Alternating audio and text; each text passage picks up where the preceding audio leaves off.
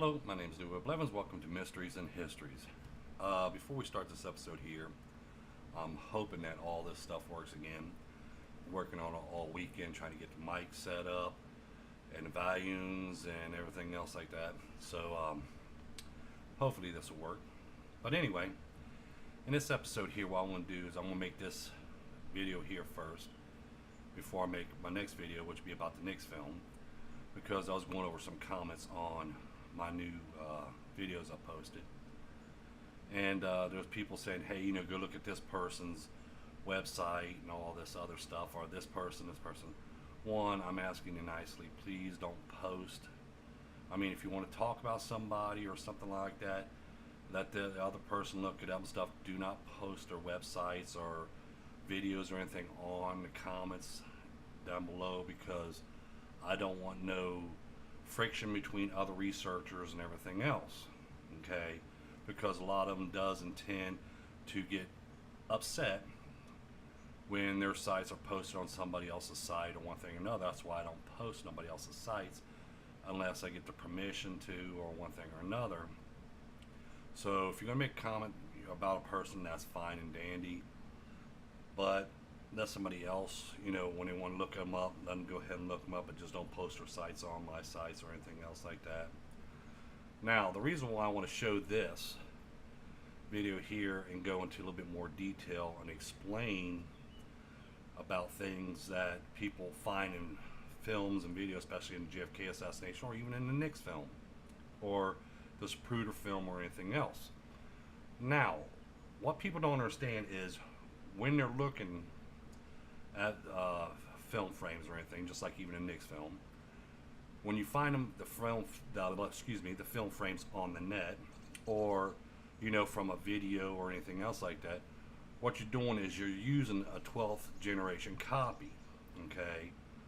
And people don't understand this. They're looking at it and say, oh, well, I'm looking at the original. They're never looking at original copy. Researchers never look at the original copies. I mean, we can scan from original copies, but we cannot really show or view or post anything from original. Now, if it's a first-hand copy, we can do that as well. We can show first-hand copies of it, but we can't show the original copy of the film. So what people don't understand is when they do their films, or when they, especially ones they post on the net, or even film frames or anything else, we're got to look at it as a 12th grade or 12th generation copy, because it's not the first-hand copy, it's not second-hand copy, not third-hand copy, or fourth-hand copy, and so on and so on. It's always the 12th grade is what they're going to show on the net and everything else. Now, when people goes ahead, will say, like the Nix film, oh, I'm finding shots being fired here, I'm finding shots being fired here, shots being fired here. You see this mark in this film, and this. They're pulling stuff from a 12th generation copy, okay, which is not on the original copy or even the first-hand copy. Okay, as you see here, I put it frames, original film, first copy, second copy, third copy, fourth copy. Now, when they scan the first from the original, they'll scan the first copy is made from the original film, okay, which they also use the same type of film too. Because like on the Nix film information on it, it's actually an indoor film. It's not an outdoor film, it's an indoor film. Okay, so when they made a copy of that film, they actually used an indoor film, the same type of film and everything else, same frames and all. And they made a copy, so we're going to get exactly what's on the original copy, we're going to get exactly what's on the first-hand copy. But when they make a second-hand copy, they take it from this first-hand copy. Don't take it from the original, take it from the first-hand copy of the film. Now, this person here will use a different type of film to brighten it up a little bit more. So they're not going to use an indoor film, because that's where we're going to get a lot more stuff that's being added into the film now from the second copy of it, because one, they're scanning from the first-hand copy, but they're making a second-hand copy now with a different type of film. Now, the same thing goes for when they make a third-hand copy. Third-hand copy, they take it from the second copy of the film. They don't take it from the first copy of the film, they take it from the second copy of the film. and they'll use a different type of film to try to brighten it up or give it more color contrast or anything else. So that's going to add more into the film itself as well.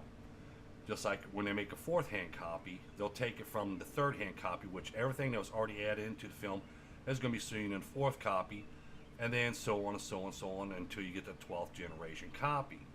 So everything, you have your original one that's only going to be copied one time. Then you have your first hand copy, which is only going to be copied one time. Your second hand copy from your, not from the original, from the first hand copy is only going to be copied one time, and so on and so on and so on. So anything that was added into the second hand copy, third hand copy will show up in the fourth hand copy with more added into it, which I'll show you right here. As you see here, we have the original copy and we have the first hand copy. They're identical. Okay, they're made with the same type of film and everything else. Now we go to second hand copy, which is a different type of film, and say one of the frames has a hole in it. Now remember, when they take these copies, there's a light behind it so it can shine through so you can see what's on the frame. So that circle or that hole or pinhole in that frame is going to show up. Now people's going to think there's a shot fired, which there wasn't, because if you look at the first hand copy or even the original copy of the film, you're not going to see that on that frame. You're not going to see that hole. You're not going to see that flash or anything else on that one frame. Now let's say they go ahead and make a third hand copy from the second hand copy. Not only the holes present there, but just say that frame is another frame, or even that frame there got crinkled up a little bit. Okay, so now we have another marks that's added to the film. Okay, so when they make a fourth hand copy from the third hand copy, not only they're going to copy this hole where the brightness is coming through, but they're going to get the crinkle marks, and this is going to be in the fourth hand copy where you're going to have the crinkle marks and the hole that's in there, but it's going to look like it's a part of the film. And just say if they went ahead and there was a piece of hair showed up, you know, or a little mark on the bottom of the frame right here, as you see here where my cursor is on the fourth copy. Now when they make a fifth hand copy from the fourth hand copy, not only this mark's going to be there, this mark's going to be there, and this mark's going to be there.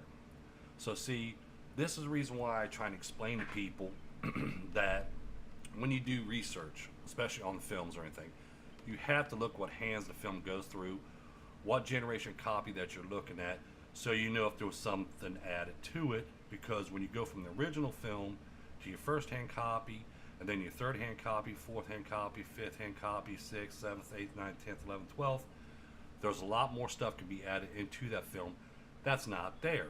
So when people's viewing this film or researching this film, they're viewing a 12th grade copy of it, of the film, 12th generation copy of it, anything they find in there is going to be false information. Okay, because let me pull this one up here, this one right here. Now we have the original copy. If you watch my cursor, right here is the original copy. Okay, then we have the first hand copy, second hand copy, third hand copy, fourth hand copy, fifth hand copy. This is a side view, and so on and so on, all the way up to 12. Now we have the original and we have the first hand copy, which is right here. These are going to be identical. They're made with the same type of film. Everything that's seen in this frame is going to be seen in this frame. But say if down here we'll look at the 6th generation copy. Say that's when a hole was present in the 6th hand copy because it came from the 5th copy. Okay, now it's going to show up in every copy after that, just like the crinkles in the film. Say if it was placed in there from the 4th hand copy. Okay, when someone finally scanned the 4th hand copy to make the 5th hand copy, okay, those crinkles in that film, but it's not on 3rd or 2nd or 1st hand copies, but now it's on the 4th hand copy. So when they make the 5th hand copy, because the crinkles in that film frame, it's going to show up in here, and what it's going to look like is marks, or flash marks is what it's going to look like, flash marks. But the 4th hand copy is crinkled, which you can tell the difference between a crinkled frame because you'll see the bent marks in it. But when you make a 5th hand copy from that 4th hand copy, now we're going to have just markings like glowing. So someone will say, oh, that's a shot, or this is a shot. Same as we do when we look at the Nix film. Okay, which I'm going to make another video about the Nix film. I'm going to show you the difference between what people's claiming are shots and what's really on the original film, which is the 1st hand copy, and what you see in the 12th generation copy. I just wanted to explain this in detail a little bit so people can understand that when you view a film or anything else, or even an image, you have to look at what generation copy that is. Just like I said, when you look at the Nix film, now when we look at the Zapruder film, there's like 8 generation copies of it. Okay, you have your original film, then you have your copy, which is made with the same type of film and everything else. Now, then we're going to show everything that was filmed that day.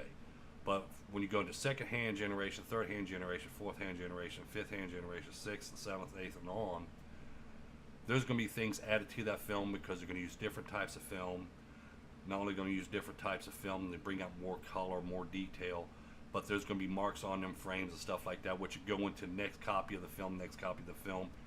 And eventually it's going to look like it's actually a part of that film, but it's really not.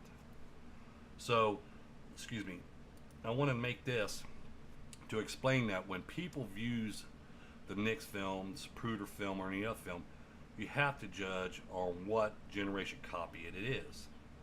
Now, a lot of researchers, they're looking at 12th grade, or 12th generation copies, I should say. 12th generation copies, or 8th generation copies. They're not looking at the original. They're not looking at the first-hand copies. They're looking at copies second-hand, third-hand, fourth-hand, fifth-hand on up. That's why they couldn't find the stuff that I found, because what I find in films and images and stuff like that is because I get a copy of the first-hand copy of the film. Okay? I get a copy of that film. Now, the original film is by the owners, whoever owns it, or if they sold it or whatever. But I get a first-hand copy of it. Okay? That's what I get. I get copies of the first-hand copy, not the second-hand copy, third-hand copy, which I do have them copies as well, don't get me wrong. That's how I know the difference between these frames, okay, which I'm going to show you in my next video here. I just want to make this one, which I'm going to show you that a lot of things that people's pointing out that they found in the Nix film and in the Zapruder film or in other films, it's really not there, okay? That's why I always look at the first generation copy of the films or images and then when I look at the second hand, third hand, fourth hand, fifth hand, so on and so on, copies of the film, we could see there was a lot of stuff that was added to it, but either they're going to brighten the lights up a little bit more that's behind it, so you're trying to bring out more details, but all they're doing is bringing out from that other copy. Like I said, whatever copy they copy the film on, say the third generation copy of the film, whatever this type of film is and how bright they got it and everything else, and if there's any marks on them frames or anything, will show up in the fourth hand copy of it. So when they show it up in the fourth hand copy of it, everybody's going to think, oh, well, this is on the original, when it's not. Because, like I said, I'll show you that more in detail in my next video about the Nix film. I just wanted to make this video here to explain that a lot of these researchers out there will find something in a film. Okay, they'll find it in the film, but it's really not there. It's not on original hand copy of the film, and it's not on first hand copy of the film, because they're pointing out everything they're finding in a 12th generation copy of the film. Just like I pointed out here, if you look at it, there could be a hole in one of the frames. Say in the second, when they made a first hand copy, they made a second hand copy of the first hand copy. Say one of the frames got a hole in it, okay, in one of the frames. So when they make another copy, the third hand copy, that hole's going to be there, but it's going to look like a flash now. It's not going to look like it's a hole in the film frame. Only way you can tell if it's a hole in the film frame is when you hold it up. But now we're going to see it's going to look like a flash, like, oh man, there was a shot fired there. But it really wasn't, because we have to look at what generation copy of that film is. But a lot of people pull this out and say, oh no, here's the evidence right here. Here's a shot being fired here, or a shot being fired here, or a shot being fired here when it comes to JFK assassination. But they're not looking at the original copies. They're not looking at first-hand copies. They're looking at 12th grade copies, which is going to have all kinds of marks in it. So I just want to explain this in this short video here. Explain it so when I publish my next video, which I'm going to make here in a minute, when I publish both of these videos tonight, I want to make sure that people understand that, you know, which I'm going to refer in my next video, I'm going to refer back to this one here as well. You know, you have to understand that when you're viewing films or viewing images, you got to understand what generation copy it is, because if you're going to use that as evidence, you have to make sure that whatever you find in that film is actually seen in a first-hand copy or the original film. If it ain't seen in that first-hand copy original film, then that's not evidence. You have no more evidence there no more, because it was added in as they was making copies from generation to generation of this film. So don't forget to tell your friends about us. Don't forget to hit the like button. We still got the giveaway we're going to give away as soon as we hit 10,000 followers. I'm going to give my book away. I hope that comes up soon, because I'll rather get rid of that because I want to start doing some other stuff. And hopefully I'll have the funds here soon, hopefully, where I can buy me a new computer and I get all this stuff situated and I don't have to worry about all this stuff no more. Whether the sound's low, which I do want to apologize for the sound being low in my other videos and stuff, is just ever trying to keep this going here because I'm using an older computer right now.